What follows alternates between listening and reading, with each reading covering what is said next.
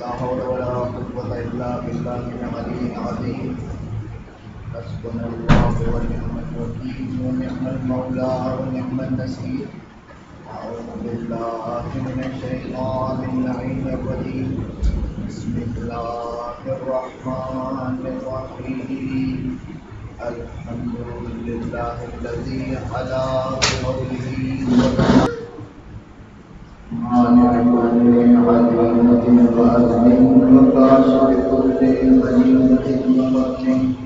أحمده على عواطفه ونعمه والثواب بنعمه. وأؤمن به أولا هاديا واستهديه طريقا هاديا. وأتوكل عليه كافيا ناصرا. ثم الصلاة والسلام والتحية والإكرام على نبينا ومولانا أبي القاسم محمد.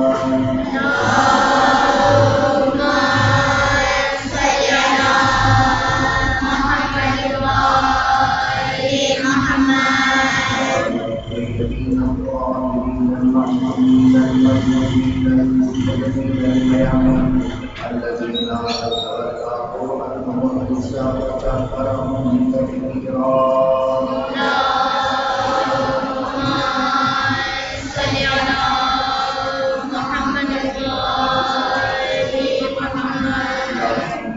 على بقية الله في الأرض ولعنة دائمة على أعدائهم أجمعين من الآن إلى قيام يوم الدين. أما بعد فقد قال سبحانه وتعالى في محكم كتابه الكريم. بسم الله الرحمن الرحيم. لن ينال الله لحومها ولا دماؤها ولكن يناله التقوى منكم وذلك سخرها لكم. بجد محمد وعلى محمد.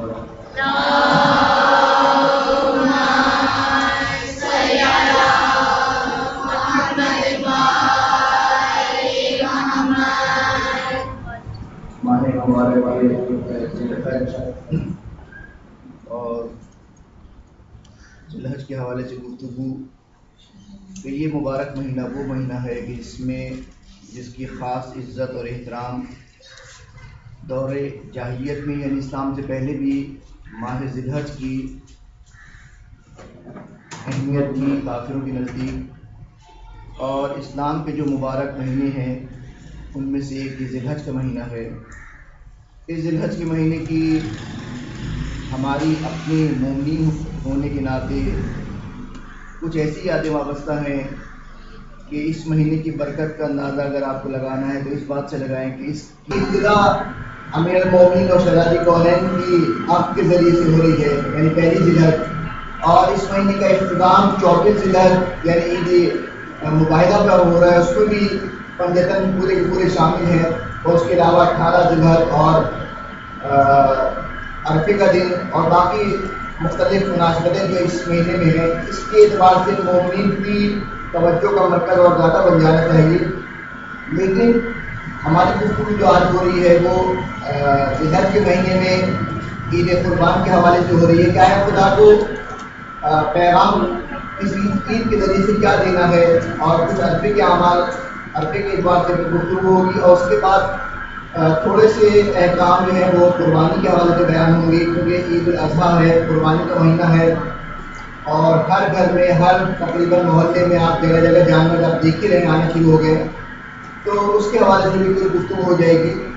لیکن سب سے پہلے اس عید الاضحیٰ عید قربان جو ہم مناتے ہیں بلکہ تمام مسلمان متفق ہو کے جو مناتے ہیں یہ قصہ جو ہے باپ ماں اور ایک بیٹے کی کہانی ہے کہ جو رسول اللہ کی آمد سے کئی ہزار سال پہلے جو ہے وہ کئی سو سال پہلے جو ہے وہ دنیا میں تشریف لائے حضرت ابراہیم علیہ السلام.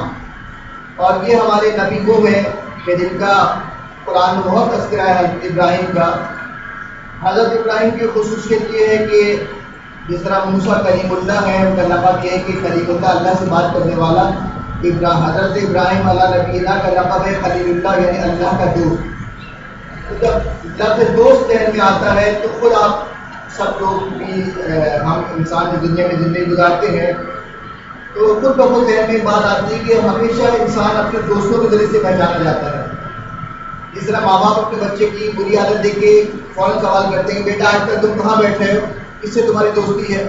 یا اسکول سے بچہ جو ہے گھر آ کے کوئی گندی بات کر دے یا گالی دے دے تو ماں باپ کہتے ہیں کہ یقیناً تم اسکول میں ان بچوں کے ساتھ بیٹھے کہ جو گندے بچے ہیں.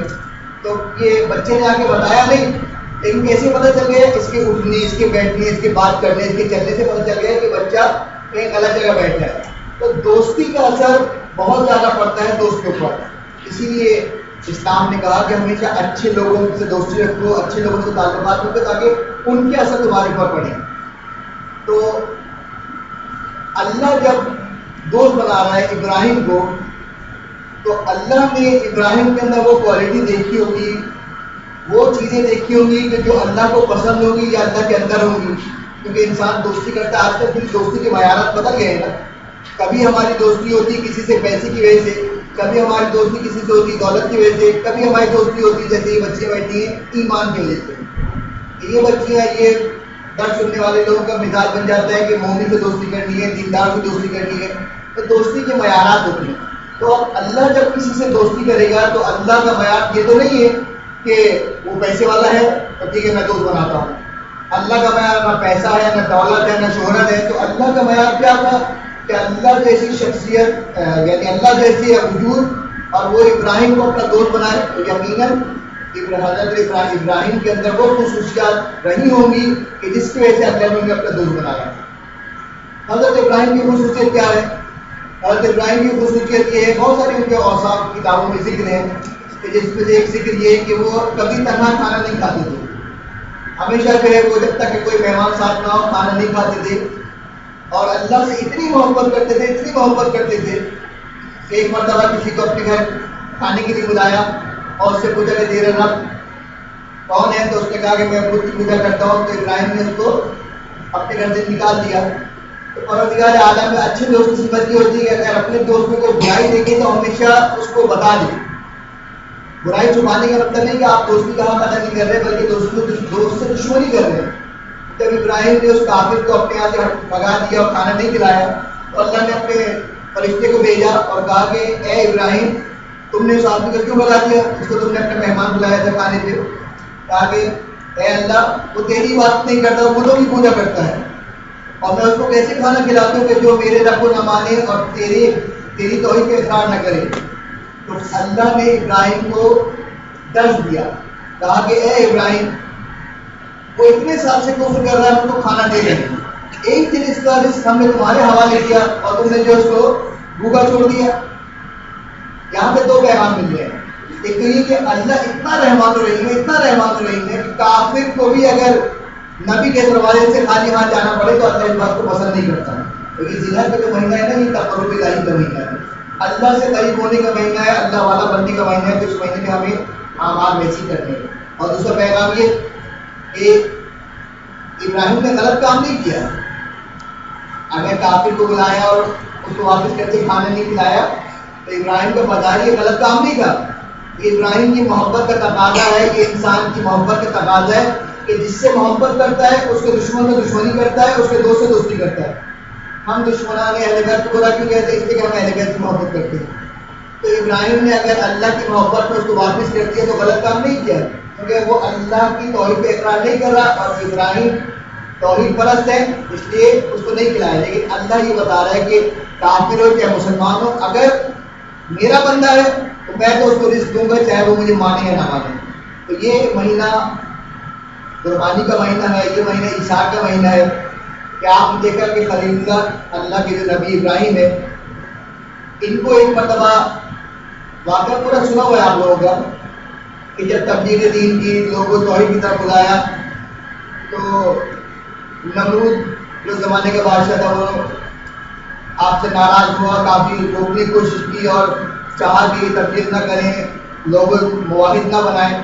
لیکن جب دیکھا کہ حضرت ابراہیم نہیں مان رہے ہیں, خدا کی دین پھیلا رہے ہیں اور خود بھی توحید پرست ہیں, دوسروں کو بھی بتوں کی پوجا کرنے سے روک رہے ہیں, تو جو ظالم کا طریقہ ہوتا ہے کہ جو ہر زمانے میں آپ نے دیکھا کہ جو 14 معصومین کی سیرت میں آپ نے دیکھا کہ ہر زمانے کے ظالم نے آ کے جو ہے معصوم کے ساتھ آ کے وہی کیا کہ ان کو اس دنیا سے ختم کر دیا، ظاہری طور پہ زہر دے کے تلوار سے شہید کر دیا. وہی کام حضرت ابراہیم کے ساتھ کیا گیا کہ حضرت ابراہیم کو ختم کرنے کے لیے آگ جلائی گئی اور بہت ساری لکڑیاں جمع کیا گیا ہے، اور اس کے بعد حضرت ابراہیم کو اس آگ میں پھینکنے کا پروگرام بنایا گیا.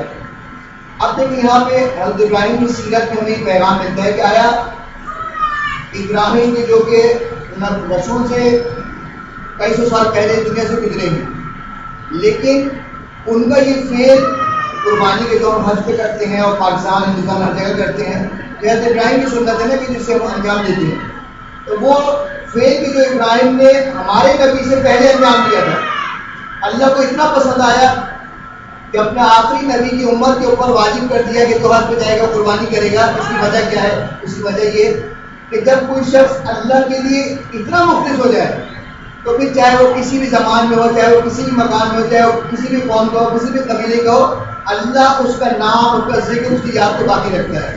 تو اللہ کی محبت میں، اللہ کے توحید کے اقرار کے جرم میں ابراہیم کو سزا دی جا رہی ہے اور آگ میں پھینکا جا رہا ہے. اللہ کا دوست ایسی آسانی سے تو انسان نہیں بن جاتا ہے. خلیل اللہ جو حضرت ابراہیم بنے وہ ایسے تو نہیں بن گئے، 2 رکعت نماز پڑھی اور خلیل اللہ بن گئے، رمضان کے روزے رکھ لیے خلیل اللہ بن گئے. نہیں، ایسے خلیل اللہ نہیں بن جاتا. خلیل اللہ بننے کے لیے انسان کو بہت سخت امتحان دینے پڑتے ہیں، کہ جو حضرت ابراہیم نے دیا کہ آگ تیار کر لی گئی. آج بھی اگر آپ مکے سے شام کی طرف جائیں تو ایک پہاڑ ٹائپ کا نظر آتا ہے، کالے رنگ کا. جو جاننے والے ان سے پوچھو تو وہ یہی بتاتے ہیں کہ یہ وہ راک کا ڈھیر ہے کہ جو ابراہیم کو جلانے کے لیے لکڑیاں جمع کی گئی تھی. جو لکڑیاں جلنے کے بعد اتنی لکڑیاں جلتی ہیں، اتنی سی راک بنتی ہے، اور جب پہاڑ کی طرح راک موجود ہو تو آپ اندازہ لگائیں کتنی لکڑیاں رہی ہوں گی کہ جن کو جلایا گیا تھا ابراہیم کو پھینکنے کے لیے، کہ وہ بجھنے کے بعد، ختم ہونے کے بعد پہاڑ کی صورت میں آج بھی باقی ہیں. تو ابراہیم کو ایسی آگ میں پھینکا جا رہا ہے کہ جس کی تپش کئی کلومیٹر دور سے محسوس ہو. اتنی آگ کی تپش تھی کہ اوپر سے اڑنے والا پرندہ خود بخود دھن کے نیچے گر جائے، اتنی آگ بڑی آگ تھی، اور اس میں ابراہیم کو پھینکا جا رہا ہے. اور ابراہیم کو جب پھینک دیا گیا منجلے کو، بچوں کو تو معلوم بھی نہیں ہوگا کہ پہلے زمانے میں آج کی طرح ہتھیار تو نہیں ہوتے تھے. تو ایک چیز ہوتی تھی لکڑی کی بنی ہوئی، پتہ لگا ہوتا تھا، اور اس کے اوپر پتھر رکھ کے اس کو ایک دم سے چھوڑتے تھے تو وہ پتھر کو یا آگ کو اس طرح پھینکتی تھی دشمن کے اوپر. تو حضرت ابراہیم کو منجلے میں رکھ کے آگ میں پھینکا گیا. حضرت ابراہیم ابھی آگ اور فضا میں تھے تو اتنے میں جبریل آیا اور کہا کہ اے خلیل اللہ، اگر کوئی حاجت ہو تو بیان کرو. تو حضرت ابراہیم نے کہا کہ مجھے حاجت تو ہے لیکن تجھ سے نہیں ہے، یعنی مجھے حاجت ہے، میری ایک تمنا ہے، لیکن وہ تمنا تجھ سے نہیں کرنی چاہیے، جس سے میری حاجت ہے وہ خود میرے ارادے کو جانتا ہے. تو یہاں پہ خلیل اللہ انسان ایسے بنتا ہے کہ آگ میں اللہ کی محبت میں پھینکا جا رہا ہے، اور اللہ کا فرشتہ آپ کہہ رہے ہیں کہ اگر کوئی مدد چاہیے تو تمہیں مدد کرنے کو تیار ہے، اور ابراہیم کہیں کہ مدد چاہیے لیکن تجھے نہیں چاہیے. اتنا عقیدہ جب اپنے رب کے اوپر ہو، اتنا اعتماد جب اپنے اللہ کے اوپر ہو، تو جو ہے وہ آگ کو بھی خدا جو ہے وہ یہ کہہ کے ٹھنڈا کر دیتا ہے کہ یا نارو کونی بردو و سلام علی ابراہیم، کہ اے آگ ٹھنڈی ہو جا. ٹھنڈک بھی تو انسان کے لیے نقصان دہ ہے نا، اگر -60 ٹیمپریچر ہو جائے تو انسان تو مر جائے گا. تو اللہ کہہ رہا ہے آگ کو کہ اے آگ ٹھنڈی ہو جا. ایسی ٹھنڈی نہیں ہو جانا کہ ابراہیم جو ہے وہ گرمی سے نہیں تو ٹھنڈک سے ہی مر جائے، ایسی ٹھنڈی ہو کہ سلامتی والی ٹھنڈک ہو. اور کبھی انسان نے ذہن انسانی یہ سوچ بھی نہیں سکتا کہ آگ کے اندر انسان جائے گا اور آگ اس کو جلائے گی نہیں. اتنی بڑی آگ کے اندر ابراہیم کو بھیج دیا گیا، اور سب بیٹھ کے خوش ہو رہے تھے کہ ابراہیم تو اب جل کے خاک ہو گئے ہوئے، اور ابراہیم مزے سے جو ہے وہ آگ کے اندر، جیسے آج کے دور میں کہا جائے کراچی کی گرمی کے اندر کوئی اے سی چلا کے بیٹھا ہو تو آپ کہیں گے، باہر والے کہیں گے کتنی گرمی ہو رہی ہے، اور اندر والا کہے گا موسم کتنا اچھا ہو رہا ہے. فرعون نمرود والے خوش ہو رہے ہیں کہ ابراہیم کو ہم نے آگ میں پھینک دیا، وہ جل گئے ہوں گے، اور ابراہیم اللہ کی محبت کا آپ اجر پا رہے ہیں کہ ان کی آگ کو ٹھنڈا کر دیا گیا. تو یہ پیغام ہے ہمارے اور آپ کے لیے کہ آج ہم بھی اہل بیت کی محبت میں اس طرح پریشان کیے جا رہے ہیں، اس طرح ہم کو تنگ کیا جا رہا ہے، اس طرح ہم کے مسائل اٹھائے جا رہے ہیں. تو یقین جانو کہ یا نارو کونی بردو و سلام علی ابراہیم، ہمارے پاس بھی ایمان اگر صحیح ہو جائے، عمل صحیح ہو جائے، تو یہ جو دنیا کی ظاہری پریشانی ہے نا، ابراہیم کو نمرود نے تنگ کیا، کتنا عرصہ تنگ کیا ہوگا، 60 سال 70 سال 200 سال پل پڑ. یہ 200 سال کیسے گزر جاتے پتہ نہیں چلتا. آج آپ خیر عورتوں سے تو یہ پوچھنا کہ آپ کتنے سال کی کبھی کوئی نہیں بتاتا, لیکن بالکل اگر آپ لوگ اپنی عمروں کا اندازہ لگائیں اور آپ یہ سوچیں کہ کتنا عرصہ گزار چکی ہیں, 20 سال 22 سال, اس سے زیادہ میں ایج نہیں بناؤں گا کیونکہ پسند بھی نہیں کیا جاتا. 20 سال 22 سال 18 سال کی جو ایج ہے آپ لوگ, اس میں بتائی پا جائے گا 18 سال 20 سال. ابھی آپ حساب کرنے بیٹھے تو کہتے ہیں نا قبر میں جا کے انسان حساب دے گا. آپ قبر کے انتظار کیا کرتے ہیں؟ آپ دنیا میں بیٹھ کے اپنی زندگی کے حالت میں حساب کرنا شروع کریں, آپ کو بچپن کے سارا 18 سال تک کے سارا شیڈول ذہن میں آ جائے گا. اتنے سال کی تھی, یہ کرتی تھی, یہ کرتی تھی, یہ کرتی تھی, انسان کو سب کچھ یاد آ جائے گا. تو یہ جو زندگی جسے آپ 20 سال کہتے ہیں نا, آپ کاؤنٹ کرنے بیٹھے تو اچھا اتنی گزر گئے. لیکن یہ پریشانی کے دن جب گزر جاتے ہیں, اس کے بعد جو آسانی کے دن آتے ہیں وہ انسان کو زیادہ مزہ آتا ہے, زیادہ وہ ہوتا ہے. اب ابراہیم کہاں پہ ہوں گے اور نمرود کہاں پہ ہوگا؟ حضرت ابراہیم نے 70-80 سال جتنے بھی گزارے, پریشانی بھی گزارے, لیکن وہ پریشانی گزر کے ختم ہو گئی. لیکن آپ جو نمرود گزارے وہ ہمیشہ کی ہے, ہمیشہ اس کو آگ میں رہنا ہے, ہمیشہ اس کو عذاب خدا میں رہنا ہے. تو جلد کے حوالے سے یہ پیغام کہ حضرت ابراہیم نے جو قربانی کی, جو دین پہ عمل کیا, اس کا اثر اور نتیجہ یہ نکلا. ہمارے آپ کے پیغام یہ کہ دیکھو پریشان نہیں ہو, اگر اللہ والے ہو, اللہ کے لیے کام کر رہے ہو تو تمہیں دنیا میں بھی اجر ملے گا اور آخرت میں بھی ملے گا. یہ جیسے جو آیت میں نے پڑھی سورہ حج قرآن کا 22واں سورہ اور اس کی 37 نمبر کی آیت, یہ قربانی جو ہم لوگ کرتے ہیں تو قرآن کہہ رہے کہ لن ینال اللہ لحومها ولا دماؤها ولکن ینالہ التقوی منکم. کہ یہ جو تم قربانی کرتے ہو نا, نہ اس کا گوشت اللہ کو پہنچتا ہے اور نہ ہی خون اللہ کو پہنچتا ہے. اللہ کو جو تم سے پہنچتا ہے وہ تمہارا تقویٰ ہے. اللہ کو قربانی سے کیا فائدہ ہوتا ہے؟ کیا اللہ کو گوشت چاہیے ہوتا ہے؟ اگر گوشت چاہیے ہوتا تو اللہ قربانی میں 3 حصے نہیں 4 حصے بناتا ہے. قربانی کے اندر 4 حصے ہوتے, 3 حصے ہوتے ہیں. جب بھی کوئی انسان کسی جانور کی قربانی کرتا ہے تو 3 حصے ہوتے ہیں. ایک حصہ اس کا اپنا اور اپنے بیوی بچوں فیملی کے لیے, دوسرا حصہ عزیز و اقارب کے لیے, تیسرا حصہ فقراء کے لیے. اگر قربانی سے اللہ کا گوشت اور خون چاہیے ہوتا تو اللہ 4 حصے رکھتا ہے. یہ 4 حصے قربانی کے اندر ہے, ایک اللہ کا, ایک تمہارے بیوی بچوں کا, ایک تمہارے بھائی بہنوں خاندان والوں کا, اور چوتھا حصہ فقراء کا. جبکہ ایسا نہیں ہے, 3 حصے ہیں. ایک تمہارا حصہ ہے تمہارے خاندان کا, تمہارے بھائی بہنوں کا, عزیز و اقارب کا, اور تیسرا حصہ تمہارا جو ہے وہ فقراء کو دینے کے لیے. تو آیت بھی یہ بتا رہی ہے کہ اللہ یہ کہہ رہا ہے کہ نہ تمہارا یہ قربانی کا گوشت اس تک پہنچتا ہے اور نہ ہی خون پہنچتا ہے. چلو گوشت تو سمجھ میں آتا ہے کہ گوشت انسان کھاتا ہے, خون تو نجس ہے, گندی چیز ہے, کوئی کھاتا بھی نہیں ہے اس کو. تو قرآن میں اللہ نے یہ کیوں کہا کہ نہ تمہارا گوشت ہم تک پہنچتا ہے اور نہ ہی تمہارا جانور کا خون ہم تک پہنچتا ہے؟ اس کا کیا مطلب ہے؟ اس کا مطلب یہ ہے کہ جو چیز ہم کھاتے نہیں ہیں اس کا تذکرہ قرآن میں کیوں کر رہا ہے خدا؟ کیونکہ قرآن کا دعویٰ یہ کہ کوئی چیز بیکار اس کے اندر نہیں ہے. ایک لفظ, ایک حرف اضافی نہیں ہے کہ آپ کہیں گے یہ ماد اللہ اللہ سے مسٹیکن غلطی سے جو ہے وہ زبان پھسل گئی تھی تو دماغ گوشت کے ساتھ ساتھ خون بھی آ گیا. نہیں, ایسا نہیں ہے.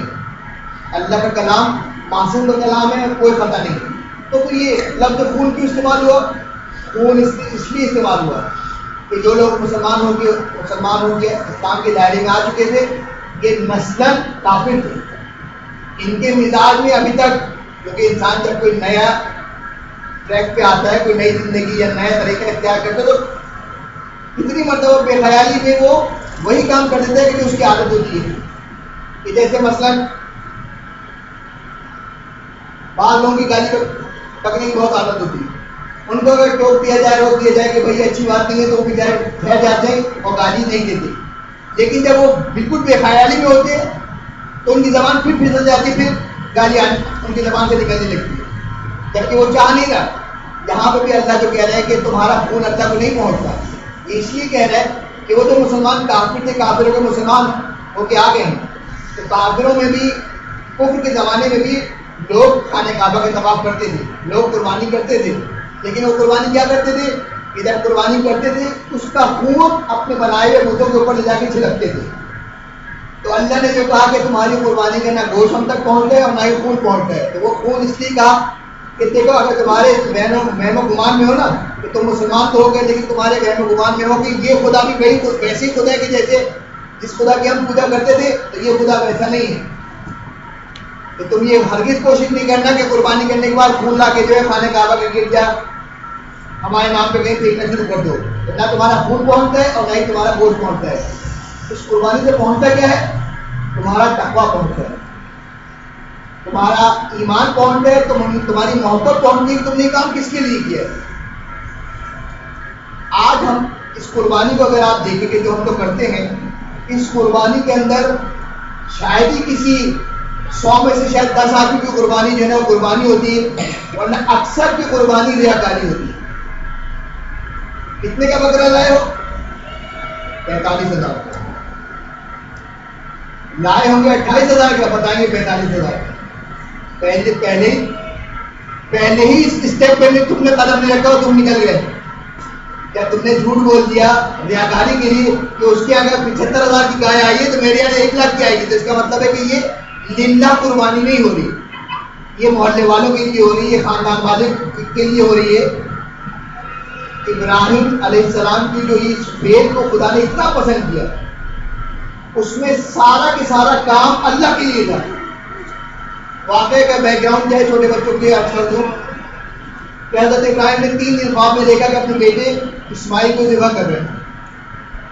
یہ بات انہوں نے اپنے بیٹے اسماعیل کو بتایا کہ بیٹا میں نے دیکھا ہے کہ میں اللہ کی راہ میں تمہیں قربان کر رہا ہوں. تو بیٹا نے کہا کہ بابا جب آپ نے یہ خواب دیکھا ہے تو آپ اس کام کو انجام دیں. تو حضرت ابراہیم اپنے بیٹے کو لے کے چلے قربانی کے لیے. تو اگر انشاءاللہ خدا آپ کو حج کی توفیق عطا کرے کہ جب آپ حج پہ جائیں گی تو آپ دیکھیں گے کہ حج کے رکن میں ایک رکن یہ کہ شیطان کو پتھر مارتے 3 شیطان ہیں. تو یہ 3 شیطان کیا ہیں کہ جب ابراہیم اسماعیل کو لے کے بڑھے ہیں نا تو پہلے چھوٹے شیطان نے آ کے اسماعیل کو روکنے کی کوشش کی، ابراہیم کو بہکانے کی کوشش کی، باپ بیٹے نہیں بہکے. پھر آگے بڑھے، پھر درمیانہ شیطان آیا، اس نے چاہا کہ باپ بیٹے کو روک دے تو انہوں نے اس کو پتھر مار کے بھگایا. پھر بڑا شیطان جو سب سے بڑا ابلیس وہ آیا، چاہا کہ بہکا دے تو نہیں بہک پائے. اور اس کے بعد اسماعیل کو لٹایا اور قربانی کرنا چاہی تو خدا نے آسمان سے دھوکا بھیجا اور اسماعیل کی قربانی تبدیل ہو گئی دمبے میں. اس پورے فیل کے اندر ابراہیم کے جو ہم سنت ابراہیم انجام دیتے بتائیے اس میں کہاں پہ ریاکاری تھی؟ اللہ نے کسی اور سے کہا تھا کہ اپنا بیٹا قربان کرو کہ اس کے مقابلے میں ابراہیم نے کہا کہ اس کا بیٹا، میرا بیٹا تو نبی ہے، میں اپنے بیٹے کو قربان کروں گا. یہاں پہ ابراہیم جو کام کرے صرف اور صرف اللہ کے لیے. بیٹا قربان کر دو، اللہ نے کہا قربان کرو، قربان کر دوں گا. زوجہ نے دیکھا جو کہ ماں بھی ہے بیٹی کی، دیکھا کہ اللہ کا ہی پیغام ہے. حاجرہ نے بھی خاموشی اختیار کر کے کچھ بھی نہیں کہا. یعنی باپ ماں بیٹے سب کے تینوں کے پیٹ میں صرف اور صرف اللہ ہے، کوئی ریاکاری نہیں ہے. لیکن آج ہماری قربانی کے اندر پوری کی پوری قربانی ریاکاری ہوتی ہے. ساری کی ساری قربانی کا ہمارے دار و مدار ریاکاری ہوتی ہے، شعباتی ہوتی ہے. اور اس کے بعد نتیجہ کیسے ملے گا؟ اللہ تو وہ ہے کہ من جاء بالحسنۃ فلہ عشر امثالها، جو اللہ کے پاس ایک نیکی سے آئے گا اللہ اس کو 10 نیکیاں دیتا ہے. تو ہم 25,000 کا اتنے مہنگائی کے دور میں 28,000 کا بکرا قربان کر رہے ہیں اور اس کے بعد نہ ہمارا رزق بڑھا، نہ ہماری جان محفوظ رہی، نہ ہمارا مال بچا، کچھ بھی نہیں بچا. کیا معذ اللہ دھوکہ دے رہے ہیں؟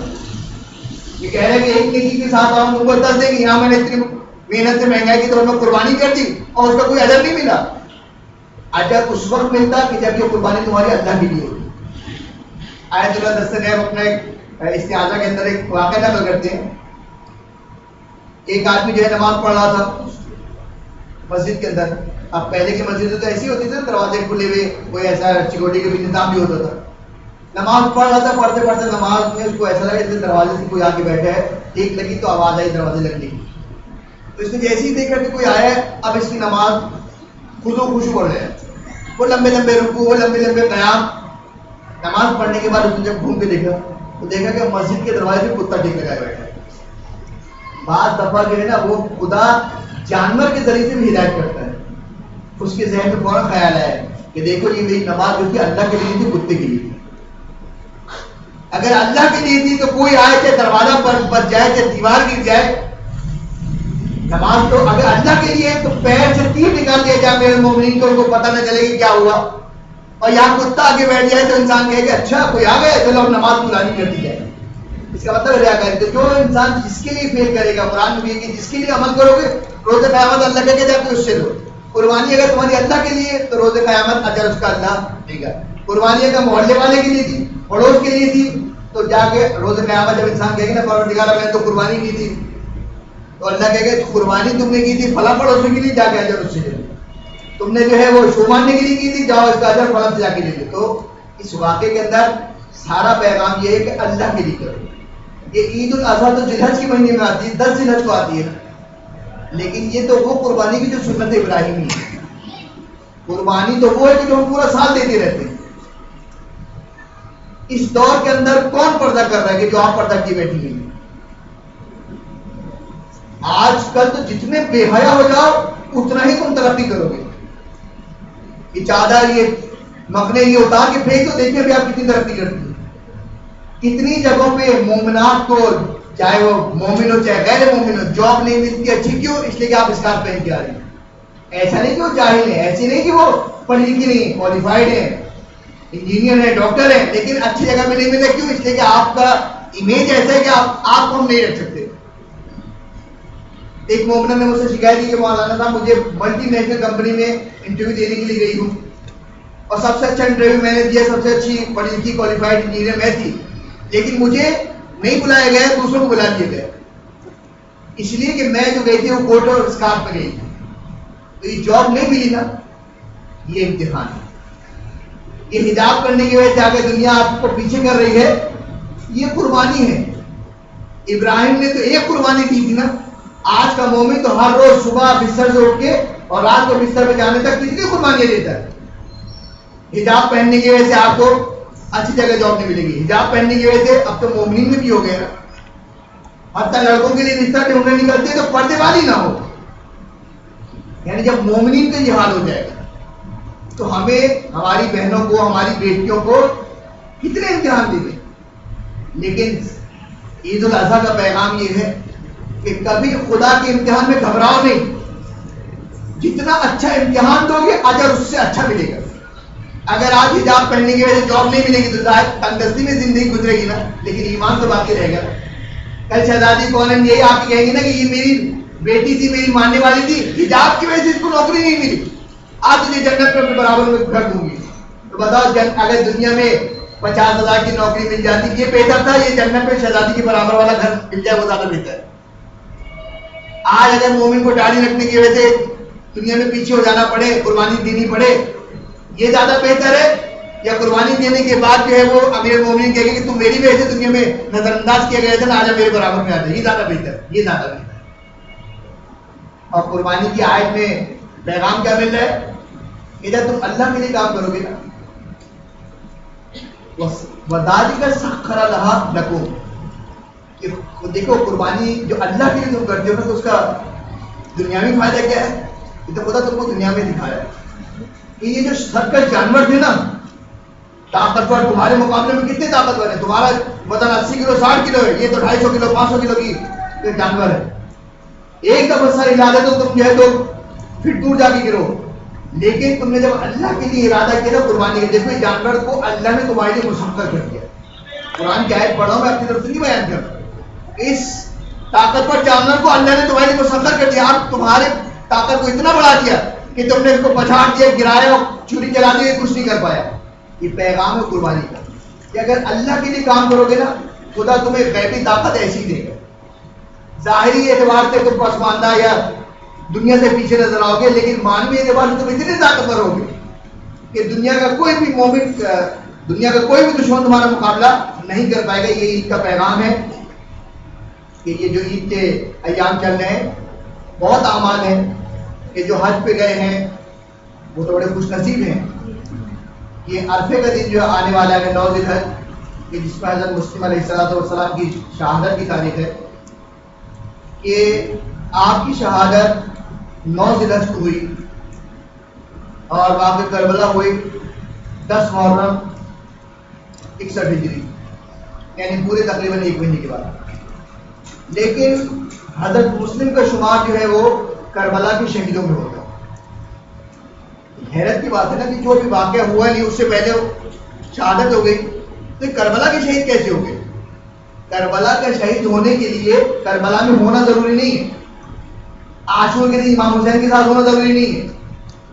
یہ جو امام حسین کے ساتھ ملایا جاتا ہے کربلا کے شہید میں, اس کی وجہ یہ ہے کہ جس کی فکر امام حسین کی فکر ہے, چاہے وہ عاشور سے پہلے مرے, چاہے وہ عاشور کے بعد مرے, چاہے وہ امام حسین کے ساتھ مرے کربلا میں, چاہے وہ ہمارے پاکستان میں کہیں مرا, اگر اس کی مقصد, اس کا پیغام حسین کا پیغام ہے تو دنیا میں کہیں بھی مرے اور شہداء میں شمار ہو.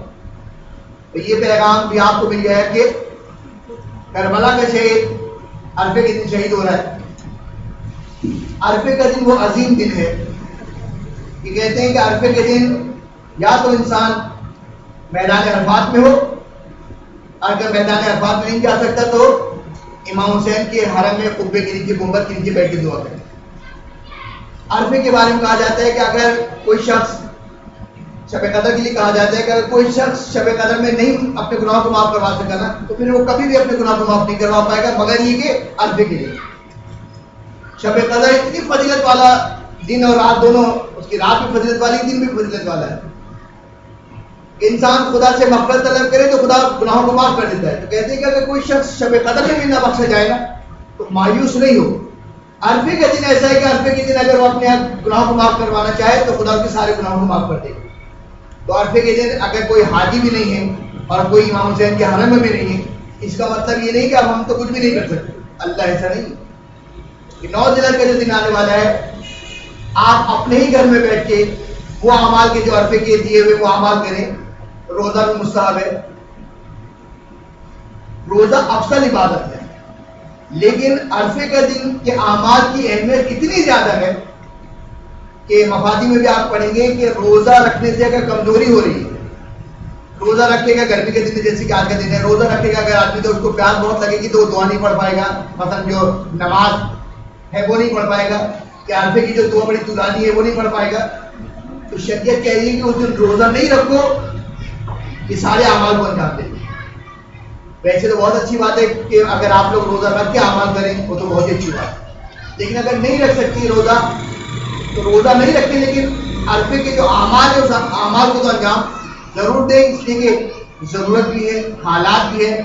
اس وقت جیسے کرائسس سے, جیسے مصیبت سے ہم لوگ گزر رہے ہیں, خدا تمام مومنین کو اپنی زبان میں رکھے کہ آپ سب کو اپنے لیے, اپنے گھر والوں کے لیے, تمام مومنین کے لیے دعا کرنی ہے کہ خدا دشمنان اہل بیت سے جو ہے وہ محفوظ رکھے. اور اس کا صرف ایک ہی حل ہے کہ یہ خوارج امیر المومنین نے ختم کیے تھے. امیر المومنین نہیں تھا کہ یہ علی تھا کہ جس نے خوارج کو ختم کیا. تو آج کا خوارج بھی ختم نہیں ہوگا مگر یہ 2 چیزیں چاہیے, ایک ذوالفقار چاہیے اور ایک علی چاہیے. ذوالفقار بھی دنیا میں موجود ہے, علی کا بیٹا بھی موجود ہے, بس ہماری دعا کی ضرورت ہے کہ ہم دعا کریں. دیکھیں دعا کرنے کے لیے ضروری ہے, اکثر لوگ کہتے ہیں نا مولانا التماس دعا, مولانا التماس دعا. میں نے ان کو مذاق میں ایک دفعہ اپنے دوستوں کا, میں نے کہا تم لوگوں نے مولانا کو ATM مشین سمجھ رکھی ہے, اس طرح ATM مشین میں گئے کارڈ ڈالا ہی ہو اور جو ہے پیسے نکل آئے. میں نے کہا یہ التماس دعا, التماس دعا مجھ سے کیوں کہتے ہیں التماس دعا؟ جو دعا انسان خود کرتا ہے نا اپنے لیے, یقین جانا وہ کوئی دوسرا نہیں کرتا. قرآن کیا کہہ رہا ہے, اما یجیب المضطر اذا دعاہ, کہ جب پریشان دعا کرتا ہے. آپ کا بچہ بیمار ہے, ایسے انسان ہونے کے ناطے مجھے ہمدردی ہوگی, لیکن جو تڑپ ماں کو ہوگی وہ مجھے تو نہیں ہوگی. میں تو خدا سے بس یہی کہوں گا پروردگار اس کے بچے کو صحت دے دے, بیچاری کا اکلوتا بیٹا ہے, لیکن جس کا اکلوتا بیٹا بیمار ہوگا وہ ماں چھلک چھلک کرے گی پروردگار ایک ہی تو میرا چراغ ہے, وہ بھی بیمار, وہ بھی دنیا سے جا رہا ہے. تو دعا انسان خود کرتا ہے. آپ کو جو پریشانی ہے, آپ کو جو مسائل ہیں, یہ عرفے کا دن ہے. امام زمانہ کو یاد کریں, کثرت سے دعا یہی کریں کہ یہ آخری عرفہ کا جو قحبت امام کا ہے, اگلا عرفہ جو ہے ہم اپنے زمانے کے امام کے ساتھ منائیں. اس لیے کہ جب تک امام نہیں آئیں گے یہ پریشانی, یہ مصیبت کی حل ہونے والی ہے ہی نہیں. آپ کتنے ہی اپنے جوانوں کو اپنے فوج, اپنے حفاظت کے لیے جو ہے وہ فوجی تیار کر لیں, لیکن آپ کی تعداد کتنی ہے؟ دعائیں افتتاح میں رمضان میں آپ نے کافی مرتبہ پڑھا ہوگا نا کہ جب دعائیں افتتاح کے آخر میں آپ پہنچتے ہیں تو شکوہ کرتے ہیں نا. تو شکوے میں 5 شکوے کرتے ہیں. میں آخر کے وقت پڑھ رہا ہوں کہ شکوہ کرتے ہوئے آپ یہ کہتے ہیں نا کہ پروردگار ہم تو سے شکوہ کرتے ہیں کس چیز کا کہ نبی جو ہے وہ چلا گیا, رحمت اللہ عالمین نبی چلا گیا ہمارے درمیان, لیکن ہمیں ڈھارس مل گئی کب کہ جب نبی کے جانے کے بعد نبی کا جانشین دنیا میں تھا, یعنی آئمہ علیہ السلام امیر المومنین سے لے کے امام حسن عسکری علیہ السلام.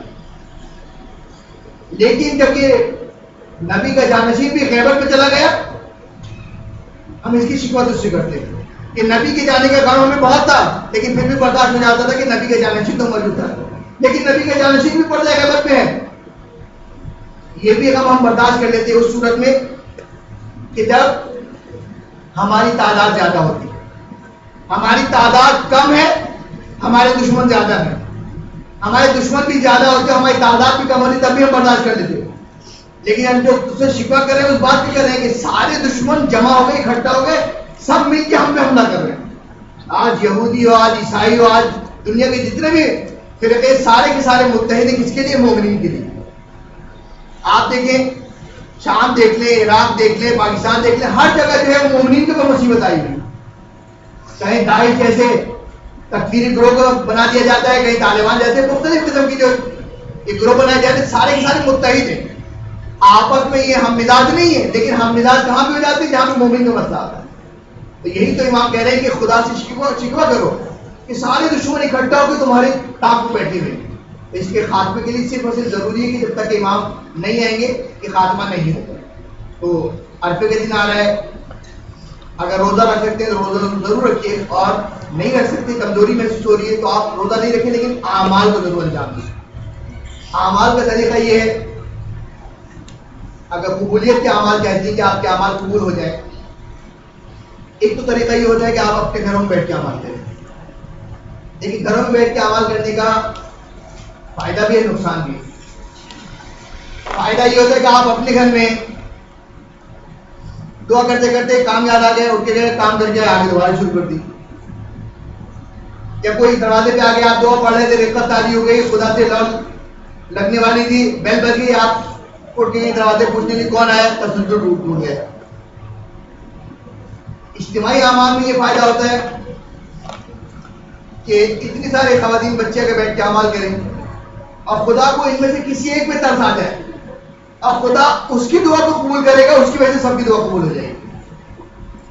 گھر میں بیٹھ کے ہمارے آنسو نہیں نکل رہے تھے, لیکن جب اجتماعی اعمال ہوئے, کسی بچی نے مصائب پڑھ دیا, کسی نے نوحہ پڑھ دیا, دیکھیں آنسو نکالنا ہے ہمیں کسی بھی طریقے سے. ہمارے لیے سب سے بہترین طریقہ یہ کہ اہل بیت کی مصیبت کو یاد کرتے ہیں, اور عرفے کے دن تو حضرت مسلم کی شہادت کے ویسے ہی انسان مصائب پڑھتا ہے. تو مصائب پڑھ کے اعمال شروع کیے, آنکھیں تو ویسے ہی نمناک تھی, تو اب جو بھی اعمال کریں گے وہ زیادہ قبول ہوں گے. تو بہتر تو یہ ہے کہ ایک جگہ جمع ہو کے اجتماعی اعمال کر لی جائے, عرفے کی دعا پڑھ لی جائے, اور اگر نہیں کر سکتے تو اکیلے اکیلے کر لیں. لیکن اجتماعی اعمال میں یہ فائدہ ہے کہ اگر ایک کا بھی قبول ہو گیا تو سب کے قبول ہو جائیں گے. تو عرفے کے دن آنے والا ہے, اس کو فراموش نہیں کیجیے گا, ضرور اعمال کیجیے, چاہے گھر میں کیجیے چاہے اجتماعی اعمال مدرسے میں کیجیے. اس کے بعد اب ٹائم بھی کم رہ گیا. اس کے بعد آخری قربانی کے احکام. قربانی اگرچہ پہلے ہمارے یہاں قربانی کم ہوتی, لیکن اب جہاں پہ یہ شور بہت اٹھتا ہے کہ مہنگائی بہت ہے, غربت بہت ہے, لیکن دکھائی کچھ اور دیتا ہے. جب مسجد کے نام پہ, مدرسے کے نام پہ چندہ لینے جاؤ تو کہا مولانا صاحب اپنے بچوں کی فیس نہیں دے پا رہا, آپ چندے کی بات کر رہے ہیں, اس وقت جیب خالی ہو جاتے ہیں. لیکن جب قربانی کا مہینہ آتا ہے تو وہی 25 روپے چندہ دینے والا جو ایکسکیوز کر رہا تھا, وہی 28,000 کی گائے بکرا لا کے کھڑا کر لے گا. اب کہاں سے پیسے آ گئے؟ تو اس کا مطلب ہے کہ اللہ کے لیے پیسے نہیں ہیں, باقی سارے کاموں کے لیے پیسے ہیں. تو مسئلہ نہیں, اب قربانی کے رواج زیادہ ہو گئے. تو قربانی جو ہم کرتے ہیں, اگر ہم کو مسائل معلوم ہو جائے تو ہم کو اس کا زیادہ فائدہ حاصل کر سکتے ہیں. جس طرح اگر آپ مدرسے میں نہیں آتی, آپ کو نماز پڑھنا گھر میں بھی آپ کی ماں سکھا سکتی, آپ کو دین کی باتیں ممبر سے معلوم ہو جاتی. لیکن جو مدرسے میں آنے کے بعد دماغ کھلتا ہے, انسان کا مزاج بنتا ہے دین کی طرف, وہ گھر کے دینی ماحول سے نہیں بنتا. قربانی کے احکام جب نہیں بیان ہوئے تھے تب بھی قربانیاں لوگ کر رہے تھے، قربانیوں کی صحیح ہو رہی تھی، لیکن فائدے کم مل رہے تھے۔ اب جب مسئلے معلوم ہو جائے تو انسان کو فائدے زیادہ ملنے لگتے ہیں، کہ جیسے اگر کسی کو مسئلہ نہیں معلوم ہو تو وہ کیا کرے گا، مغرب کی نماز پڑھے گا، پھر نماز غفیلہ پڑھے گا، پھر نماز مغرب کی نافلہ پڑھے گا، پھر نماز غفیلہ پڑھے گا۔ لیکن اگر کسی کو یہ مسئلہ معلوم ہو کہ نماز غفیلہ میں ہی نماز مغرب کی نافلہ کی نیت کر لے، تو دیکھنے والا کہے گا کہ خالی 4 رکعت نماز پڑھی اس میں، لیکن اللہ کے کیا لکھا جائے گا، غفیلہ کا ثواب ٹک لگا دیا، مغرب کی نافلہ کا ثواب ٹک لگا دیا۔ یہ کیوں؟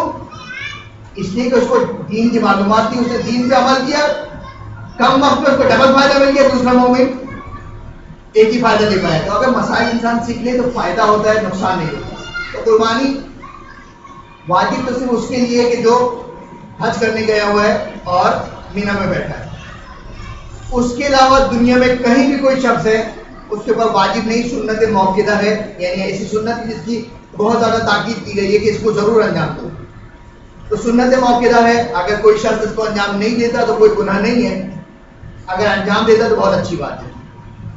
اسلام میں قرض لینے کی بہت زیادہ ممانعت ہے کہ قرض نہیں ہوتے۔ اچھا، قرض دینے کی بہت تاکید ہے کہ قرض دو، قرض دینے والے کو دینے پہ تشویق کی گئی ہے، اپریشیٹ کیا گیا ہے، لیکن لینے کو منع کیا گیا ہے۔ دینے کی اس لیے تاکید کی گئی کہ جب ایک مومن آتا ہے تو اگر ضرورت مند ہے تو اس کو دے دو، تاکہ اس کی مشکل کو حل ہو جائے۔ اور قرض لینے کی ممانعت اس لیے رکھی گئی ہے تاکہ انسان عاجز نہ ہو جائے، کیونکہ آج جو یورپ میں آپ دیکھتے ہیں نا کہ ہم سے زیادہ اچھے گھر ان کے ہیں، ہم سے زیادہ اچھی گورنمنٹ ان کی ہے نا، وہاں پہ قتل ہوتا ہے، کچھ بھی نہیں ہوتا ہے، لیکن آپ یورپ میں سب سے زیادہ مشکل مسئلہ کیا ہے؟ لوگ خودکشی بہت کرتے ہیں۔ کسی نے ٹیٹی رکھ کے کرپٹی بھی مار لی، کوئی پنکھے سے لٹک گیا، کوئی بلڈنگ سے کود گیا۔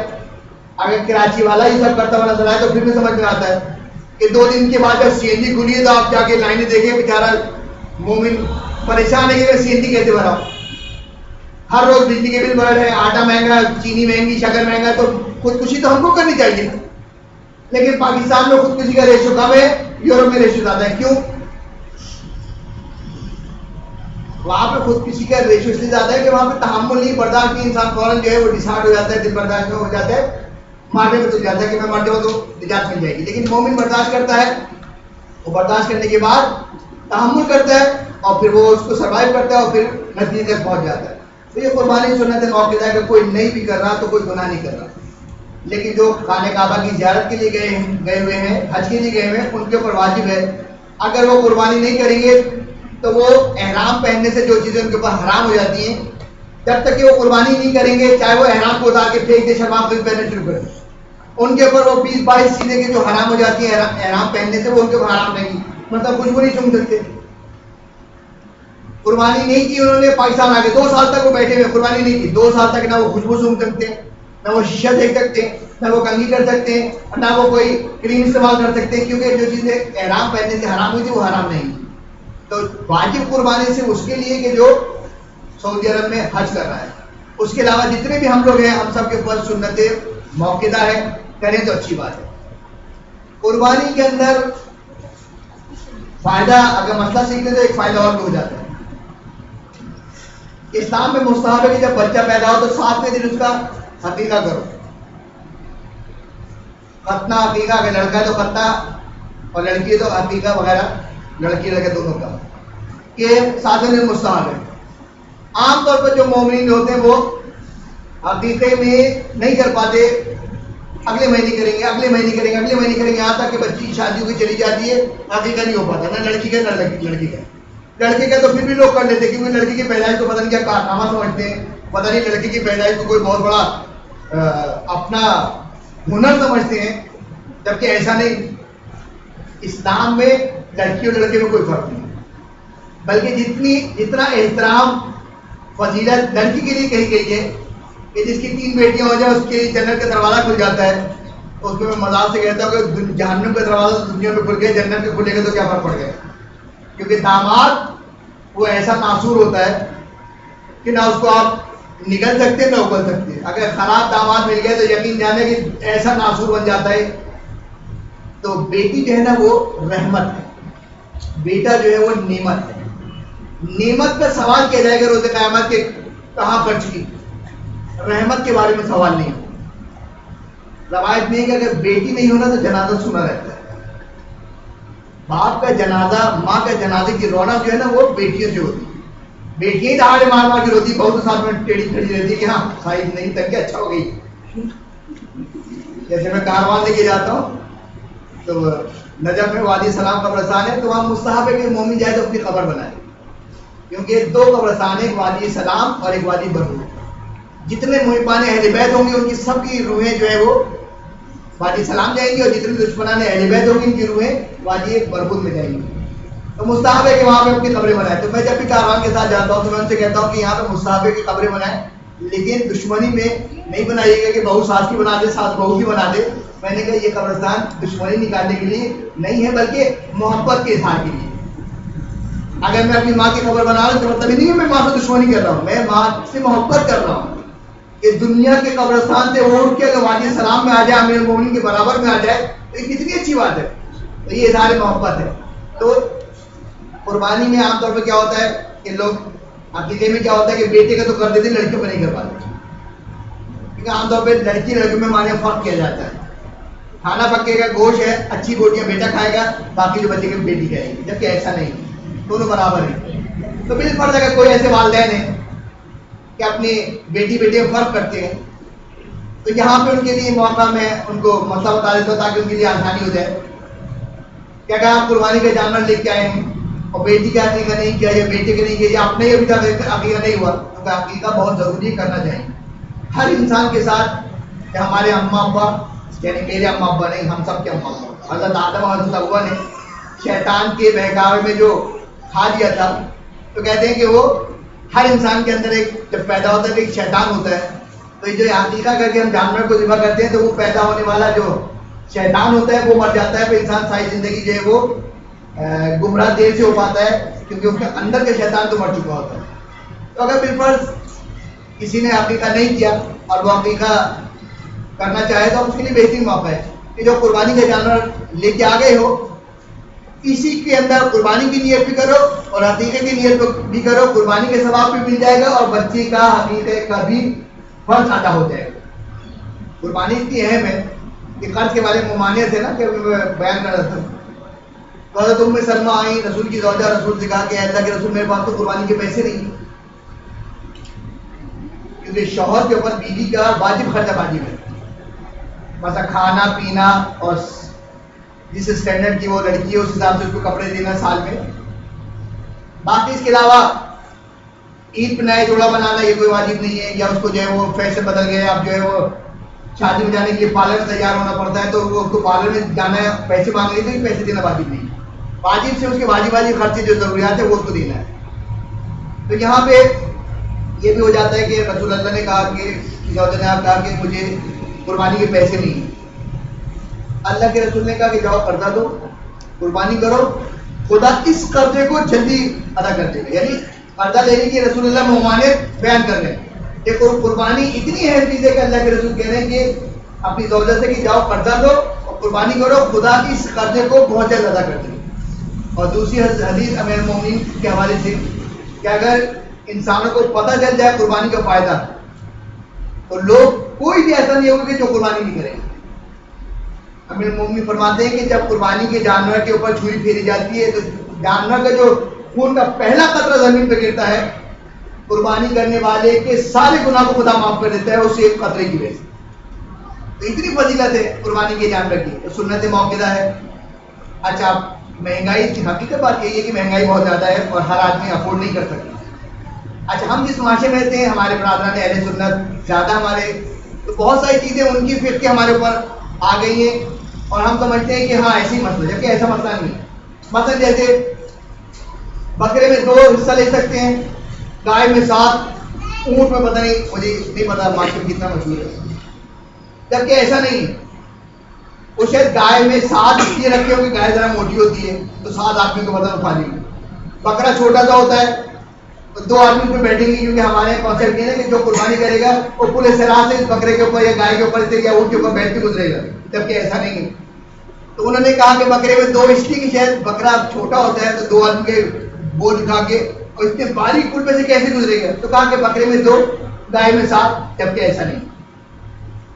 ایک بکرا لے کے آ گیا، وہ بھی بڑا مرگندہ، ابھی کھڑے کھڑے مر جائے گا، ایسا دبلا تھا. اس کے اندر خاندان کے مطلب ایک خاندان کے 250 افراد ہیں بالفرد، اور 250 افراد اس میں نیت کر لیں کہ ہم اس کو قربان کرتے ہیں اللہ کے لیے. یقین جانے کہ 250 آدمیوں کو قربانی کی ثواب ملے گی. نہ بکرے میں کوئی قید ہے کتنے انسان ہونے چاہیے، اور نہ گائے میں قید ہے. اگر گھر کا ایک بڑا سربراہ بکرا لے کے آ رہا ہے، اچھا قربانی کے لیے یہ بھی شرط نہیں ہے کہ میں اب زندہ ہوں تو میں ہی کروں گا. میرے والدین اس دنیا سے جا چکے ہیں، مجھے ان سے محبت ہے، میں والدین کو بھی اپنی اس قربانی میں شریک کر لوں، ان کو بھی ثواب مل جائے گا. والدین تو چھوڑے، آپ کو ثواب بڑھانا ہے، آپ اس قربانی کے اندر آئمہ معصومین کی نیابت کر لیں. میں رسول اللہ کی نیابت میں کر رہا ہوں، میں امام زمانہ کی نیابت میں کر رہا ہوں، میں شہزادی کونین کی نیابت میں کر رہا ہوں. یقین جانے قربانی کے ثواب دوبارہ ہو جائے گا. اظہار محبت ہے کہ بیوی اتنی مہنگائی میں آتے کہ ہم آپ کے لیے قربانی کر رہے ہیں. تو اگر آپ چاہیں اپنے مومنین کو زندہ کو شامل کرنا، بھائی پیسے والا ہے قربانی کا جانور لے کے آ گیا، باقی بھائی بہن غریب ہیں، اگر یہ چاہتا ہے کہ اس کا ثواب اور بڑھ جائے کہ اپنے سارے بھائی بہنوں سے کہ بھائی تم لوگ بھی نیت کر دو. اس میں کیا جا رہا ہے؟ قربانی کا جانور تو ویسے ہی قربان ہو رہا ہے. نیت کر لینے سے کوئی بکرے کے اوپر نام تو نہیں لکھ جاتا نا کہ یہ فلاں فلاں فلاں، سب کو پتہ چل جائے گا کہ اس نے قربانی نہیں کی، قربانی تو پورے محلے نے کی. اللہ بڑا ستار العیوب ہے، نہ بکرے کے پیٹھ پہ نکال دے رہا، گائے کے ماتھے کے اوپر، کسی کو پتہ ہی نہیں چلے کتنے لوگ اس میں شامل ہیں. تو ایک گائے، ایک بکرے، ایک کہتا سب کی قربانی کر سکتے ہیں، زندہ مردہ سب کی قربانی کر سکتے ہیں. قربانی کرنے کے بعد عام طور پر ہوتا یہ ہے، بس ٹائم بھی پورا ہو گیا، کہ ہوتا یہ ہے کہ عام طور پر جو ہے قربانی کے دنوں میں آپ دیکھیں کہ کھال کا بڑا مسئلہ ہوتا ہے. کھال پہ قربانی کرنے والے کی کھال پھینکی جاتی ہے. بکرا تو دبا ہوا تھا اس لیے اس کی کھال گئی، زندگی کی کھال اس لیے چلی جاتی ہے کہ فلاں تنظیم کو چاہیے تھا، فلاں کو چاہیے تھا، فلاں کو چاہیے تھا، اور چکر کے اندر جو ہے وہ انسان مجبور ہو جاتا ہے. یا بعض دفعہ انسان بہت زیادہ کفایشار ہوتا ہے نا، وہ کہتے ہیں کہ عام دنوں میں تو بکرا جو ہے وہ 1000 کا کسائی کاٹتا تھا، اب کسائی کو بھی تو عید ہوگی نا. خدا نے ہر قوم، ہر پیشے کے لیے ایک دن رکھا ہے. کسائیوں کے لیے عید کا دن رکھا ہے، مولویوں کے لیے محرم رمضان سفر رکھا ہے. تو ہر شعبے کے لیے اللہ نے دن رکھا ہے. ڈاکٹر کے لیے بھی رکھا ہے، بارش ہو گئی، وبا پھیل گئی، ڈاکٹر کی موت ہو گئی. اور آج کل قبرستان والوں کے لیے بھی بڑی موت ہے، ہر آئے دن کوئی نہ کوئی مارا جاتا ہے، ان کا کفن بک رہا ہے، ان کی خبر بک رہی ہے، بڑے آسانی. تو خدا نے ہر پیشے کے لیے ایک دن رکھا ہے کہ اس کو اس کا حق مل جاتا ہے. تو قربانی کا عام دنوں میں 1000 میں کاٹتا تھا، اب 3000 لے رہا ہے. اور آنے کے بعد اس نے کہا کہ میں لوں گا تو 3000، کیونکہ ویسے تو کسائی کو کوئی منہ نہیں لگاتا، لیکن عید کا دن وہ ہوتا ہے کہ کسائی منہ نہیں لگا رہا ہوتا. آپ اس کے پیچھے پیچھے گھوم رہے ہوتے ہیں، فون کر رہے ہیں، بھائی کب آئے گا، بھائی کب آئے گا. بھائی کہتا ہے کہ بھائی بس بس ابھی آیا ابھی آیا. ایک کی گردن کاٹتا ہے، ایک کی کھال اتارتا ہے، ایک کی سیڑھی بناتا ہے. 15 بکرے 15 جانور لٹائے ہوئے سب بیٹھے ہیں، کسائی نہیں آیا، کسائی نہیں ہے، مغرب ہو رہی مغرب ہو رہی. تو یہ مسئلہ ہوتا ہے. تو کسائی نے آپ سے کہا کہ ٹھیک ہے میں تمہارے گھر آؤں گا قربانی کرنے کے لیے. دیکھو لیتا تو میں 3000، لیکن تم چونکہ اپنے آدمی ہو، تم سے میں 1500 لوں گا، کھال مجھے دے دوں. آپ نے کہا یہ تو میں سستا چھوٹ رہا ہوں، 3000 وہ لیتا ہے اور یہ تو مجھ سے 1500 لے رہا ہے، کھال لے کے جا رہا ہے. کھال تو ویسے ہی کوئی نہ کوئی چھین کے لے جائے گا، چلو اس کو دے. اگر آپ نے کھال اس کو دے دی تو یہ کوئی قربانی آپ کی باطل نہیں ہو گئی، گناہ نہیں ہو گیا. لیکن بہتر یہ ہے کہ قربانی کو جو ہے نا وہ اجرت میں شمار نہ کیا جائے. یعنی قربانی کی کھال جب آپ نے کسائی کو دے دی اور 1500 روپے دیے، تو اس کا مطلب ہے کہ آپ نے کسائی کی اجرت میں 1500 روپے کھال کے لگائے ہیں. کہتے ہیں کہ مکروہ ہے کہ قربانی کے جانور کی کھال آپ اجرت میں دے دیں. آپ نہیں دینا چاہتے تھے، کوئی تنظیم والا آیا، اس نے کہا کہ دیتا ہے کھال، یا تیری کھال اتار کے لے جاؤں. آپ نے کہا بھائی لے جاؤ. تو آپ یہاں پہ کہ میں تو مجبور تھا، میں تو نہیں دے رہا تھا، وہ تو خود لے گیا. تو اگر وہ زبردستی لے کے بھی چلا گیا تو اسے لے جانے دو. آپ مثلا گائے کی کھال کی قیمت مثلا 2000 تھی، تو آپ کو 2000 روپے صدقہ کر دیں، تو آپ کو جو ہے وہ پورا کے پورا جو ہے قربانی کا ثواب مل جائے گا. قربانی کے جانور قربانی کا وقت کون سا ہوتا ہے اور کب تک ہے؟ جیسے نماز کا 12:30 بجے اذان ہو جاتی ہے تو یہ 12:30 بجے جو ظہر کی فضیلت کا وقت ہے، اور 4 اگر نماز پڑھنے کا جب ٹائم گزر گیا اس کے بعد عصر کا وقت شروع ہو جاتا ہے۔ فضیلت کا وقت ظہر کا کب ہے؟ جیسے ہی اذان ہوئی اور اذان کے بعد اتنی دیر کہ جتنی دیر میں 4 رکعت نماز ہوتی ہے، یہ اس کی فضیلت کا وقت ہے۔ اور اس کے بعد مشترک وقت ہے مغرب تک کا، مغرب کے اذان سے پہلے پہلے آپ 2 رکعت کی نماز پڑھتے ہیں۔ تو قربانی میں بھی کیا کوئی ایسا وقت ہے؟ تو کہتے ہیں کہ قربانی کے 3 دن ہیں، 10، 11 اور 12۔ کب شروع کرنی ہے اور کب سے کب تک کرنی ہے؟ تو کہتے ہیں کہ 10 ذی الحجہ کو سورج نکلنے کے بعد، سورج جب نکل جائے، مثلا جیسے آج کل جو ہے وہ 6:30 بجے سورج نکلتا ہے، 6:30 بجے سورج نکل گیا اور اتنی دیر کہ جتنی دیر میں عید کی نماز ہو جاتی ہے۔ لیکن عید کی نماز غیبت امام میں مستحب ہے، اگر کوئی نہیں پڑھے تو کوئی حرج نہیں ہے، لیکن جو سارا سال نماز نہیں پڑھتا وہ عید بقرعید کی نماز ضرور پڑھتا ہے، کیونکہ پورے سال کی نماز تو روز پڑھنی پڑے گی، روز کون پڑھے؟ اتنا ٹائم کس کے پاس ہے؟ یہ تو سال میں 2 مرتبہ پڑھنی ہوتی، تو عید پہ زیادہ رش ہوتا ہے۔ تو اگر عید کی نماز کوئی پڑھ رہا ہے تو اچھی بات ہے، نہیں پڑھا تو کوئی بری بات بھی نہیں ہے، کیونکہ سنت ہے، لیکن پڑھے زیادہ بہتر ہے۔ تو صبح سورج نکلنے کے بعد جتنی دیر میں عید کی نماز ہوتی ہے، مثلا عید کی نماز آدھا گھنٹے میں ہوتی ہے، کیونکہ عید کی 2 رکعت نماز کے بعد 2 خطبے ہوتے ہیں، تو 15 منٹ کے اگر خطبے لگا لیں اور یعنی تقریباً 45 منٹ میں نماز خطبوں کے ساتھ ختم ہو جاتی ہے۔ تو جتنی دیر میں نماز ہوتی ہے اس نماز کے ٹائم کے بعد قربانی کا ٹائم شروع ہو جاتا ہے، اور اگر کوئی سورج نکلنے کے بعد میں قربانی کر لے تو اس کی قربانی حرام نہیں ہو گئی، ضائع نہیں ہو گئی، صحیح ہے۔ لیکن فضیلت یہ ہے کہ اتنی دیر ویٹ کرے سورج نکلنے کے بعد کہ جتنی دیر میں عید کی نماز ہو جاتی ہے۔ تو 10 ذی الحجہ کو سورج نکلنے کے بعد اتنی دیر کہ جتنی دیر میں نماز ہو جاتی ہے، اس کے بعد سے قربانی کا ٹائم شروع ہو جاتا ہے۔ اور 12 ذی الحجہ کو مغرب کی نماز سے پہلے قربانی کر لے تو اس کو قربانی کا ثواب مل جائے گا۔ کوئی شخص یہ کہے کہ عید کتنی بڑی افرا تفری ہوتی ہے، قصائی ہاتھ میں نہیں آ رہے ہوتے، میں 9 ذی الحجہ کو قربانی کر لیتا ہوں۔ 9 ذی الحجہ کو آپ نے قربانی کر دی، قربانی کے ثواب نہیں ملے گا۔ آپ مسافرت پہ گئے ہوئے تھے یا قصائی نے گڑبڑ کر دی، 3 دن دھوکہ دی طرح نہیں آیا اور 12 ذی الحجہ کی مغرب ہو گئی، آپ نے 13 کو قربانی کر دی کہ چلو ایک دن سے کیا فرق پڑتا ہے،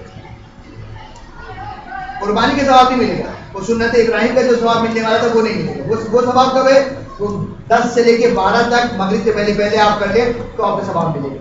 تو یہ مختصر سے احکام تھے قربانی کے۔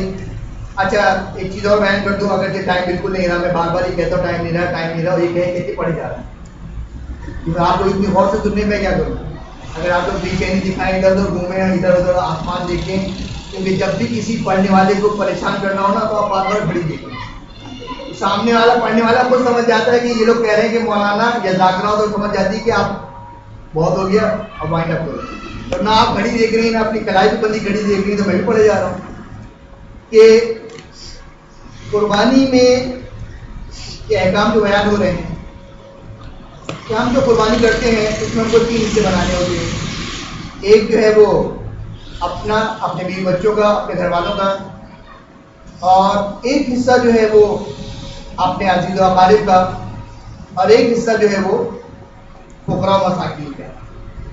عام طور پہ ہوتا کیا ہے کہ جب 10 ذی الحجہ کو ہم قربانی کرتے ہیں اور ہمارے یہاں سالانہ مجلس جو ہمارے گھر میں زنانہ مردانہ ہونے والی وہ ہونے والی ہے 18 محرم کو، خاندانی مجلس ہم تو ہمیشہ کرتے ہیں، پورا بکرا ذبح کیا، کیونکہ ہم نے قربانی میں ایک چیز نہیں خریدی، 2 چیزیں خریدی۔ جیسے آپ اشتہار دیکھتے ہیں نا، بائی 1 get 1 فری، شیمپو خریدے آپ کو چاند مسالے کا پیکٹ فری مل جائے گا۔ تو بعض جگہ پھر قربانی کے جانور بھی ایسی ہوتے ہیں کہ قربانی کے جانور سزوکی میں ہے، ساتھ میں ڈیپ فریزر بھی آ رہا ہے، تو کیا یہ ڈیپ فریزر بکرے کے ساتھ ملا تھا؟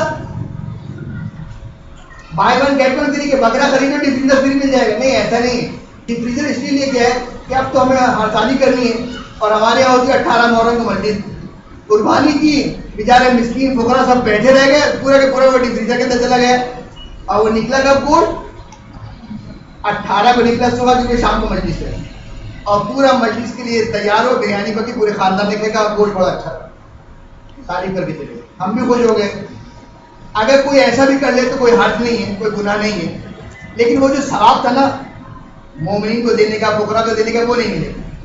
تو کوئی اگر کہ پورا بکرا یا گائے یا اونٹ فریزر کے اندر ڈال دے اور پورے سال کھاتا رہے تب بھی کوئی حرج نہیں ہے.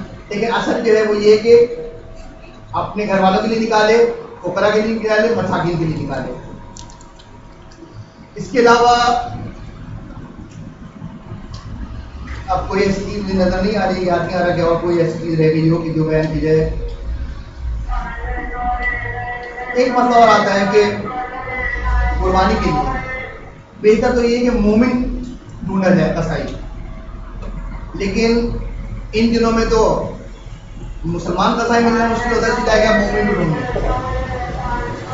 اور مومن کو جب یہ پتہ چل جائے کہ دوسرا مومن اس کے اوپر ڈیپینڈ کرتا ہے, یقین جانے مومن کافر سے بدتر ہو جائے. میرا اپنا ذاتی تجربہ ہے.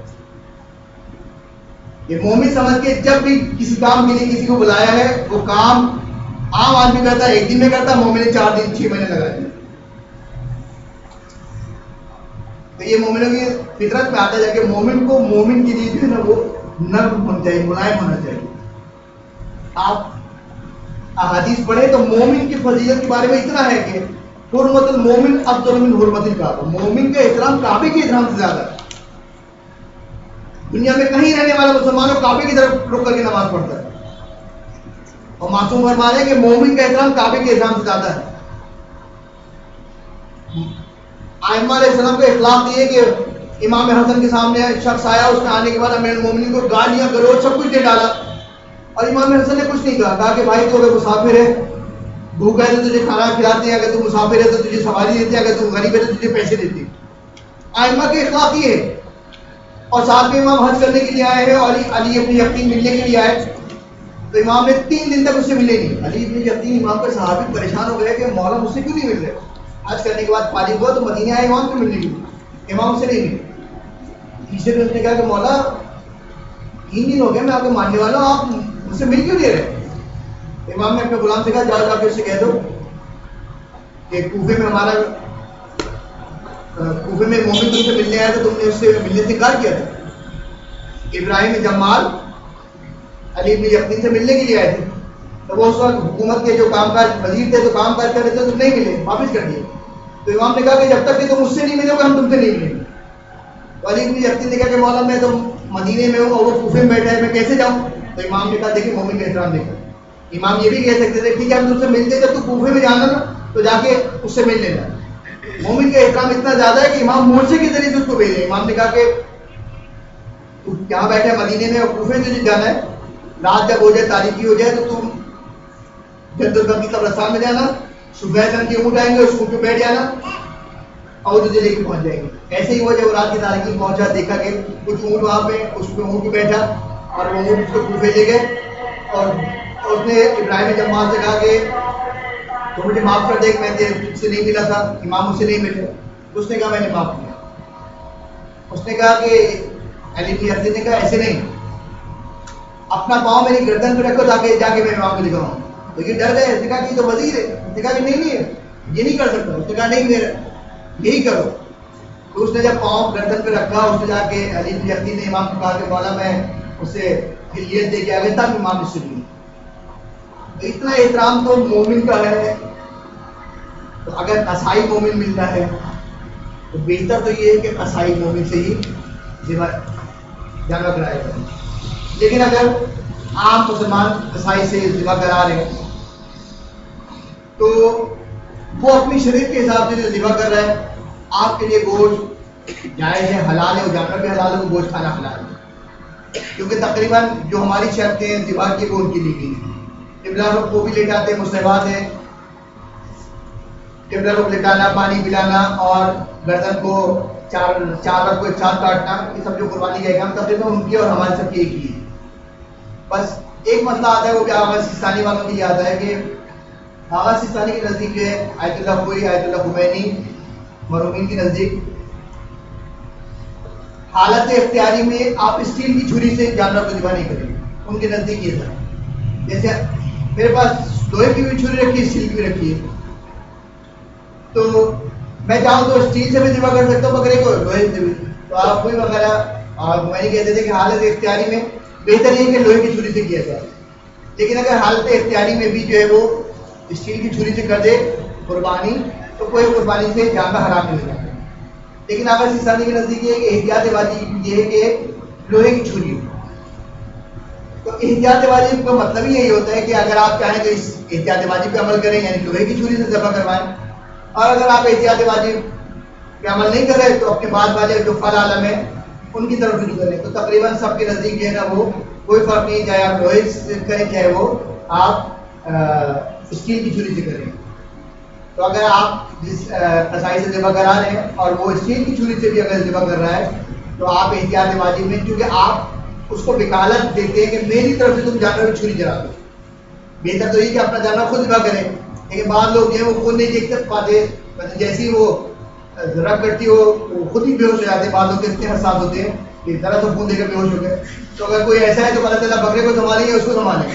تو عام طور پر یہی ہوتا ہے کہ کسائی سے کہتے ہیں کہ لو بھیا تم اس کو ذبح کر دو. اس کا مطلب کیا ہوتا ہے کہ آپ اس کو نیابت دیتے ہیں کہ میری نیابت میں تم بکرے کو قربان کرو. تو یعنی چھری وہ چلا رہا ہوتا ہے, گویا چھری آپ چلا رہے ہوتے ہیں. تو اس میں یہ کہ آپ رجوع کر لیں, اگر آپ سیستانی کے مقلد ہیں تو احتیاط واجب میں رجوع کرنے کے مطلب ہے فل عالم جو اس کے بعد ہے ان کی طرف رجوع کرتی ہے اور وہ تقریباً ساری اجازت دیتے ہیں. جہاں تک ہے وہ ساری تقریر اور جو چیز بیان ہونی تھی وہ ہو گئی, اور آخر میں پھر تاکید کر دوں کہ یہ ذی الحج کا مہینہ ہے, قرب الہی کا مہینہ ہے, مفاتی کے اندر بڑے عام آتی ہے. خواتین کی ہاں کیوں نہیں کر سکتے؟ اگر کوئی لڑکی جاب کر رہی ہے, شادی شدہ بھی نہیں جاب کر رہی ہے, اس کے پاس پیسے ہیں اور وہ قربانی کرنا چاہے تو کر سکتی ہے. بیوی کے بعد اگر اپنے پیسے ہیں اور قربانی کرنا چاہتی کر سکتی ہے. ہاں یہ نہیں کہ شوہر کی زندگی حجیرن کر دی جائے کہ نہیں قربانی تو کرنی ہے, یہ صحیح نہیں ہے. لیکن اگر بیٹی کے پاس عید کی جمع ہو گئی ہے,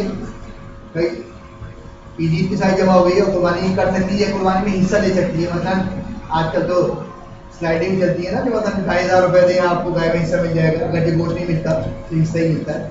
اور کسی کے پاس 2,500 ہے اور ثواب لینا چاہے وہ 2,500 دے دے, ثواب مل جائے گا, چاہے وہ لڑکی ہو چاہے لڑکا ہو. مگر لڑکی ہے تو اس کو باپ کی اجازت کے بغیر تو پھر وہ نہیں کر سکتی. لیکن ہے کلیجی کیا کرتے ہیں,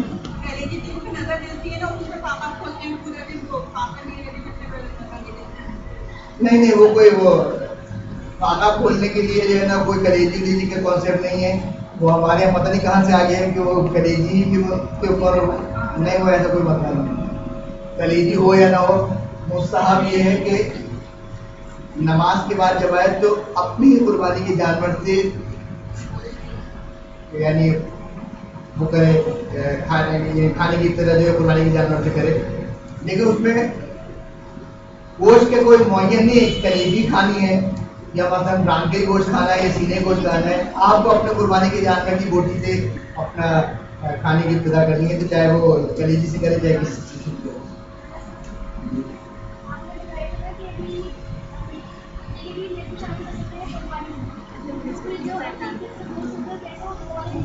ہاں عقیقے کا کو اگر کر رہے ہیں, مطلب بیٹی کا عقیقہ نہیں ہوا تھا اور اس قربانی کے جانور میں بیٹی کا عقیقہ کر رہے ہیں تو اس جانور پہ احکام سارے وہی چلیں گے کہ جو عقیقے کے ہوتے ہیں. مثلا عقیقے کے جانور کو جو ہے وہ آپ ہڈی کو نہیں توڑ سکتے, وہ بھی واجب نہیں ہے.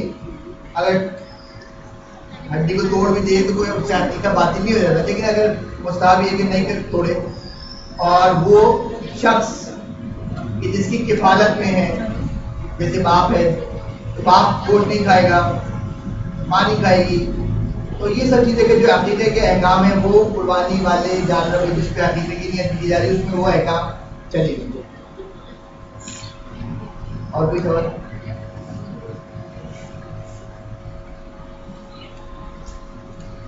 نہیں ہے تو پھر دعا کر لیجیے.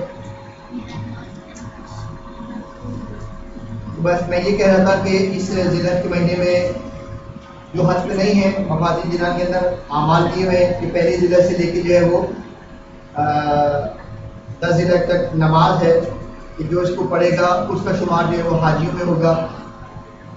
جتنے حج پہ جاتے ہیں احرام پہنتے ہیں ان میں سے ضروری نہیں کہ سارے حاجی ہوں. 5 امام اپنے صحابی ساتھ گئے, صحابی دیکھے گئے مولا اس سال کتنے حاجی آئے. امام نے کہا کہ یہ میری 2 انگلیوں کے درمیان دیکھو. جو اس نے دیکھا تو حیران رہ گئے کہ خانے کعبہ کے گرد جو ہے وہ جانور گھوم رہے. تو حج کرنے والے بھی سارے حاجی نہیں ہوتے، لیکن یہاں جو بیٹھا ہے یہ اگر خلوص نیت کے ساتھ سارے اعمال کو انجام دے رہا ہے تو پھر میں واقعات آپ کو تعریف ایسے ملتے ہیں کہ جو حج کرنے نہیں گیا تھا اس کے رفقا نے، اس کے دوستوں نے اس کو وہاں پہ دیکھا، اور جو حج کرنے گیا تھا امام کی نگاہوں میں وہ جانور بن کے طواف کر رہا تھا۔ تو یہ اعمال یہ جو ہیں ان کو آپ انجام دیں، انشاءاللہ حج میں شمار ہوگا، حاجیوں میں شمار ہوگا آپ کا۔ اور اس دعا کے ساتھ پروردگار بہت زہرا و بیہا و بالغا و بنیہا، اس ماہ مبارک کی تمام فضیلتوں کو ہمیں درک کرنے کی طاقت و توفیق عطا فرما، اور یہ تمام بچے یہاں تشریف فرما ہیں ان کو اس ماہ مبارک میں جو گزرا ہے، جس طرح مولا کا شہزادی کونین کے لیے بہترین زوج کا انتخاب کیا تو نے پروردگار ان تمام بچوں کے بہترین سے بہترین رشتے عطا فرما، اور ان کے والدین کو ان کے فرض سے سبکدوش ہونے کی توفیق عطا فرما، پالنے والے تمام حاضرین کو اپنی حفظ و امان عطا فرما، اور جو مومنین اس دنیا سے جا چکے ہیں انہیں علیہ علیہ السلام کے ساتھ محشور فرما، ہمارے مرحومین کی وہ گناہ کبیرہ اور صغیرہ کو معاف فرما۔ اس ماہ مبارک میں کہ جو مبارک مہینہ ہے پروردگار ہمیں بھی ہمارے بھی تمام گناہ کبیرہ اور صغیرہ کو معاف فرما، پروردگار اسلام کا بول بالا کر دے، پروردگار باطل کو نیست و نابود فرما، پالنے والے تمام جو دشمنان اسلام کی نابودی کے لیے برسر پیکار ہے پروردگارہ وہ حافظ اسلام امام زمانہ کی ظہور میں تعجیل فرما، اور امام کا جب ظہور تو ہمیں ان کے انصار اعوان میں شامل فرما، اور میری دعا امام زمانہ پڑھتے ہیں انشاءاللہ جب امام کا ظہور ہوگا تو ہم ان کے انصار اعوان میں شامل ہوں گے۔ بسم اللہ الرحمن الرحیم، اللہم کن ولیک حجۃ ابن حسن صلوات اللہ علیہ وعلی آلہ فی ہذہ الساعۃ وفی کل ساعۃ ولیاً وحافظاً وقائداً وناصراً ودلیلاً وعینا حتی تسکنہ ارضک طوعا وتمتعہ فیہا طویلا، اور محمد وعلی محمد صلی اللہ علیہ وسلم۔